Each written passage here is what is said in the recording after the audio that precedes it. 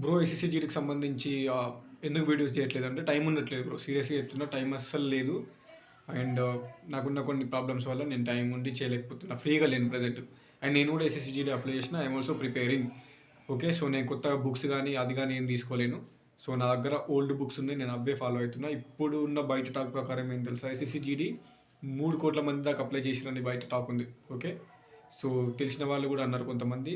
Last టైమే చాలామంది లక్షల మంది అప్లై చేశారు, 70-80 లక్షల మంది. ఇప్పుడున్న అన్ఎంప్లాయ్మెంట్కి అండ్ ఏపీ అండ్ తెలంగాణలో ఈ ఎస్ఐ కానిస్టేబుల్ జాబ్ మిస్ అయిన ప్రతి ఒక్కరికి ఇప్పుడున్న నోటిఫికేషన్ ఎస్ఎస్సి జీడీ.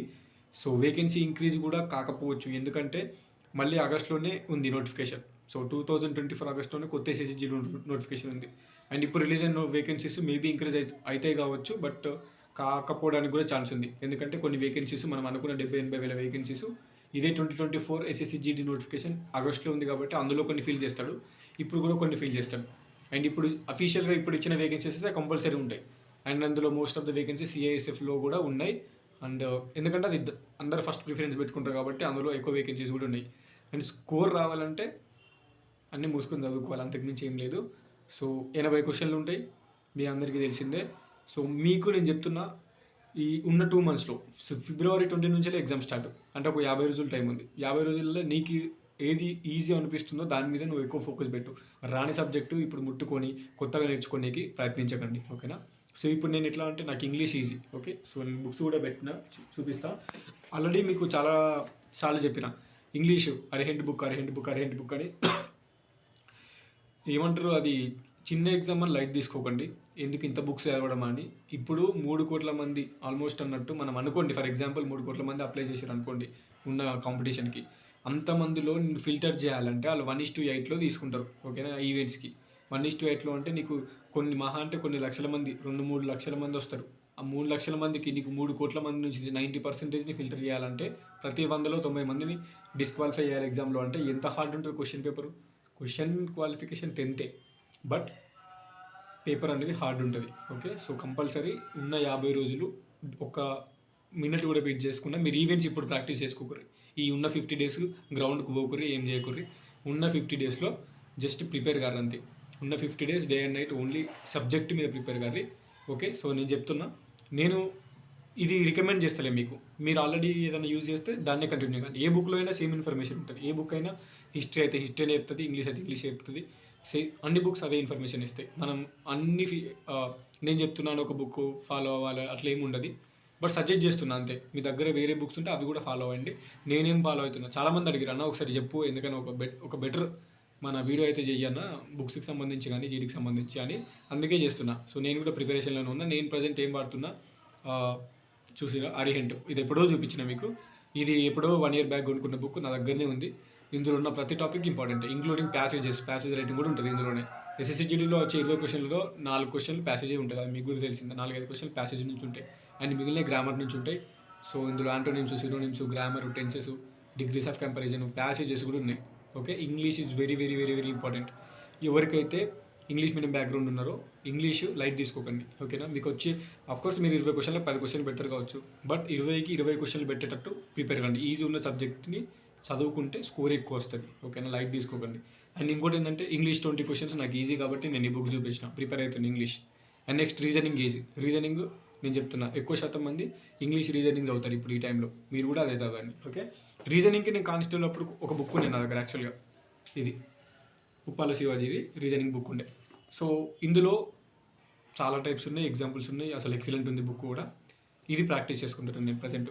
ఈ అంటే ఒకసారి రివిజన్ చేస్తుంటాం కదా ప్రతి ఒక్క టాపిక్, క్యాలెండర్స్ కానీ, క్లాక్స్ కానీ, నంబర్ సిరీస్ కానీ, అలా మనకు ఎస్ఎస్సి జీడీకి సంబంధించిన టాపిక్స్ ఏవేవైతే ఇంపార్టెంట్ ఉన్నాయో ప్రతి ఒక్కటి రివిజన్ చేసుకుంటున్న టాపిక్స్, మోడల్స్, క్వశ్చన్స్ అవన్నీ రివిజన్ చేసిన తర్వాత మనం మోడల్ పేపర్లకు పోవాలి. అంటే యాప్లో ఒక టెక్స్ట్ బుక్ అనే యాప్ ఉంటుంది, టెక్స్ట్ బుక్ యాప్ డౌన్లోడ్ చేసుకొని ఎస్ఎస్సి జీడీ టెస్ట్ సిరీస్కి డబ్బులు కట్టండి, ఓకేనా. అది 200-300 ఉంటుంది. డబ్బులు కడితే అందులో మీకు టెస్ట్లు రాసుకోవచ్చు. టెస్ట్ అంతా రాసిన తర్వాత ప్రివ్యూ అంటే మీ రిజల్ట్ కూడా ఇస్తారు, ఆన్సర్స్ కూడా ఇస్తారు అందులోనే. అంటే మీరు నార్మల్గా క్వశ్చన్స్కి ఆన్సర్ ఏంది, ఎక్స్ప్లెనేషన్ కూడా ఇస్తాడు, ఓకే. టెక్స్ట్ బుక్ని ఎక్స్ప్లెనేషన్ కూడా ఇస్తాడు కాబట్టి అది ఆన్లైన్లోనే ఫోన్లో రాసుకోవచ్చు డబ్బులు కడితే. టెక్స్ట్ బుక్ యాప్లో యాప్ డౌన్లోడ్ చేసుకొని ఆ 200-300 కట్టుకోర్రి. అది ఫిబ్రవరిలో ఆ 20 days ఉంటాయి కదా, రోజు టెస్ట్లు రాయండి. ఈ జనవరిలో సబ్జెక్ట్ చదువుకోరి. లాస్ట్ ఒక 2 వీక్స్ 3 వీక్స్ ఉందనగా టెస్టులు రాసుడు మొదలు. రోజుకో 2 టెస్టులు, వాటి ఎక్స్ప్లెనేషన్ ఏంది, అందుకు కథ ఏంది అదే చూసుకోరు. ఫస్ట్ అయితే సబ్జెక్ట్ నేర్చుకోరు, ఓకేనా. ఇంగ్లీష్ చూపించినా, రీజనింగ్ చూపించిన మీ దగ్గర ఉన్న బుక్స్ ఫాలో కావండి, లేదంటే నేను చెప్పే బుక్స్ కూడా మీ దగ్గర ఉంటే ఫాలో అవ్వండి, నో ప్రాబ్లం. సో జీకే ఎప్పటి నుంచో ఉంది బుక్. ఇది 10 years బ్యాక్ మా మామ బుక్ ఇది. యాక్చువల్గా నేను కూడా ఇప్పటికీ ఫాలో అవుతున్నా. లూసెంట్, అర్థమైందా. సెంట్రల్ గవర్నమెంట్లో ఎవరిని అడిగినా లూసెంట్ అంటారు, ఎందుకంటే ఇందులోనే హిస్టరీ ఉంటుంది, ఇందులోనే పాలిటీ ఉంటుంది, ఇందులోనే ఎకానమీ ఉంటుంది, ఇందులోనే ఫిజిక్స్, కెమిస్ట్రీ, బయాలజీ, సైన్స్ ఉంటుంది, ఇందులోనే స్టాటిక్ జీకే ఉంటుంది. అంటే జనరల్ నాలెడ్జ్ క్వశ్చన్లు ఉంటాయి కదా నార్మల్గా, దానికి సంబంధించి ఉంటుంది. వరల్డ్ హిస్టరీ, వరల్డ్ జియోగ్రఫీ కూడా ఉంది ఇందులోనే, ఓకేనా. అది మనకు లేదు కానీ సిలబస్ అట్లా చెప్తున్నా. సో ఒక కరెంట్ అఫేర్స్ని పక్కన పెడితే ఇందులో మొత్తం ఉంది, ఎవ్రీథింగ్ ఈజ్ అవైలబుల్ హియర్. ఇది ఇంగ్లీష్లోనే ఉంటుంది, తెలుగులో ఉండదు. అండ్ ప్రజెంట్ అయితే నేను యూజ్ చేస్తున్నా లూసెంట్ జనరల్ నాలెడ్జ్. ఇవే నేను చదివేది. అర్థమెటిక్ ఇప్పుడు నేను చదువుకుంటలేను, ఎందుకంటే వాళ్ళు ఇచ్చే గంట టైంలో మనము 80 క్వశ్చన్ చేయలేము కదా. జీకే చూస్తాము, ఇంగ్లీష్ చూస్తాము, అక్కడికి సగం టైం అయిపోతుంది. మిగిలిన టైంలో చూస్తే రీజనింగ్ చూస్తాం అంతే. అర్థమెటిక్ దాకా పోయే టైం ఉండదు. నా పర్పస్ లేపుతున్నా. ఒకవేళ మీకు అర్థమెటిక్ ఈజీ సబ్జెక్ట్ ఉంటే ఫస్ట్ అర్థమెటిక్ చూసుకోరు, ఓకేనా. మీకు ఇంగ్లీష్ టఫ్ అనుకో, ఇంగ్లీష్ పక్కన పెట్టి మిగిలిన 3 చూసుకోరు. మీకు జీఎస్ టఫ్ అనుకో, మీ జీఎస్ పక్కన పెట్టి మిగిలిన చూసుకోరు. మీకు ఈజీగా మ్యాథ్స్ వచ్చు అనుకో, అర్థమెటిక్, రీజనింగ్ మొత్తం పర్ఫెక్ట్ చదువుకోరు. టైం వేస్ట్ చేయకుండా అర్థమెటిక్, రీజనింగ్ పర్ఫెక్ట్ చూసుకోరు. అదే ఫస్ట్ చేయండి. ఏవైనా ఒక సెక్షన్ పక్కన పెట్టి 3 సెక్షన్ల మీద ఫుల్ ఫోకస్ పెట్టండి. అండ్ మరి అర్థమెటిక్ ఎట్లా అంటే, నా పర్పస్లో అయితే నేను ఒక 4-5 టాపిక్స్, ఈ ప్రాఫిట్ లాస్లు, టైమ్ అండ్ డిస్టెన్స్లు, పర్సెంటేజ్, కొంచెం ఒక 5-6 క్వశ్చన్లు కానీ 7-8 క్వశ్చన్లు కానీ దొరుకుతాయి. అంటే ఒక 4 టాపిక్స్ 5 టాపిక్స్ ప్రిపేర్ అయితే అందులోకెళ్ళి 7-8 క్వశ్చన్లు వస్తాయి అర్థమెటిక్లో. టైం ఉంటే లాస్ట్ వరకు చేస్తాం అంతే, ఓకేనా. సో ఇది నా బెస్ట్ ప్రిఫరెన్స్ ఏంటంటే, మీకు ఈజీ ఉన్నది చదువుకోరు. ఇప్పుడు నాకు ఈజీ ఇంగ్లీష్, నేను దాన్ని కూడా చదువుతున్నాను, ఎందుకంటే 20 క్వశ్చన్లకు 10-12 క్వశ్చన్లు పెట్టగలుగుతాం. బట్ 20 పెట్టాలంటే మన ఈజీ సబ్జెక్ట్లో ఇంకా మనం ఎక్కువ నేర్చుకోవాలి, ఓకే. సో నాకు జిఎస్ కూడా కొంచెం టఫ్, అది నేర్చుకుంటున్నా. అండ్ ఇంకోటి ఏంది, రీజనింగ్ ఆల్రెడీ చదివింది కానిస్టేబుల్ అప్పుడు, కానీ మోడల్స్ అన్నీ మళ్ళీ ఒకసారి రివిజన్ చేస్తున్నా.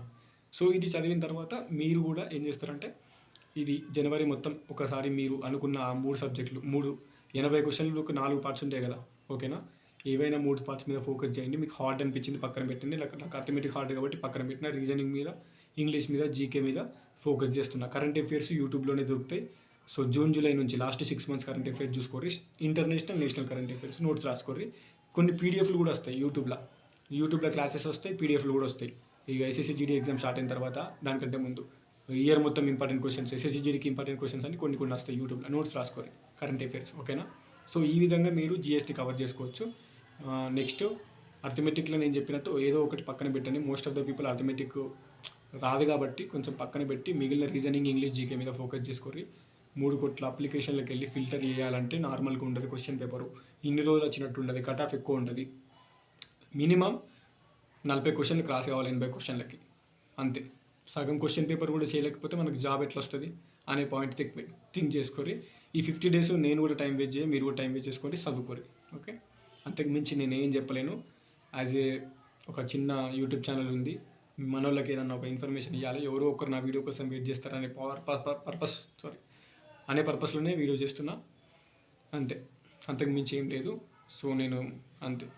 ఏదైనా ఆన్లైన్లో తీసుకోవాలంటే తీసుకోరు కోచింగ్, ఓకే. టైం అయితే వేస్ట్ చేయకరు. ఉన్న 50 days చదువుకోరు. మీ లక్కీలీ మీకు మార్చిలో ఎగ్జామ్ ఉంటే మీకే బెటర్, 2 months టైం దొరుకుతుంది. ఒకవేళ మీ లక్ లేకుంటే February 21st రోజే మీ ఎగ్జామ్ అయితే అట్లా. అందుకోసమనే బీ కేర్ఫుల్. సో మళ్ళీ రావు నోటిఫికేషన్లు, కొడితే ఇప్పుడే కొట్టుర్రి. అండ్ ఈ ప్రిపరేషన్లు ఇట్నే కంటిన్యూ అయితే నెక్స్ట్ ఎస్ఎస్సి ఎంటీఎస్ మేలో ఉన్నది, ఆర్పిఎఫ్ ఆన్ ద వేలో ఉంది, అన్నిటికీ యూజ్ అవుతుంది సిలబస్. చదువు ఎట్టుపోదు, ఓకేనా. చదువు ఎట్టుకుపోదు, అందుకే నాలెడ్జ్ని గెయిన్ చేసుకోరు. Thank you so much. This is your unemploy signing off.